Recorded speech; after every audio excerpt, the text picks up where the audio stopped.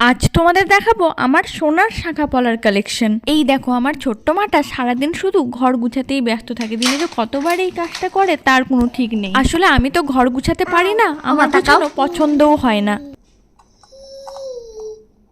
কি করছো? কি করছো তুমি? আমা তুমি কি করছো? আমি তো গুছাতে পারি না, তুমি গুছাও। এখনো ভিডিওর ভয়েস ওভারটা দিচ্ছি ওকে সাথে নিয়ে। ঘুম পাড়িয়েছিলাম জানো, কিন্তু ঘুম থেকে উঠে পড়েছে। একটা কথা কতবার যে রিপিট করে আমাকে বলতে হচ্ছে সেটা আমিই জানি। তোমাদেরও বাড়িতে যদি এমন দুষ্ট একটা সদস্য থাকে, তোমাদেরও কি এমনটাই করতে হয়? কমেন্টে অবশ্যই বলো তো। কয়েকদিন হলো আমাদের বাড়িতে পাইপলাইনের কাজ শুরু হয়েছে, আর এখন যেটাই কাজ হোক না কেন আমার ছোট্ট মাটার নজরাধীনে হয়। সবকিছু জিনিসপত্র আনা হয়েছে, যাচাই করতে বসে যে সবকিছু ঠিকঠাক হয়েছে কিনা। মাম্মার পাপা আজ বহুদিন পর হাটে গিয়েছিল, আর একসাথে কত কিছু এনেছে দেখো, চিকেন, মাটন, কর্তি মাছ, ইলিশ মাছ, বড় মাছ, সবকিছুই। ইদানিং সোনা এবং রূপোর দাম এত বেড়ে গেল আর বেড়ে যাচ্ছে, এখন সোনার জিনিস পড়তেই ভয় লাগে।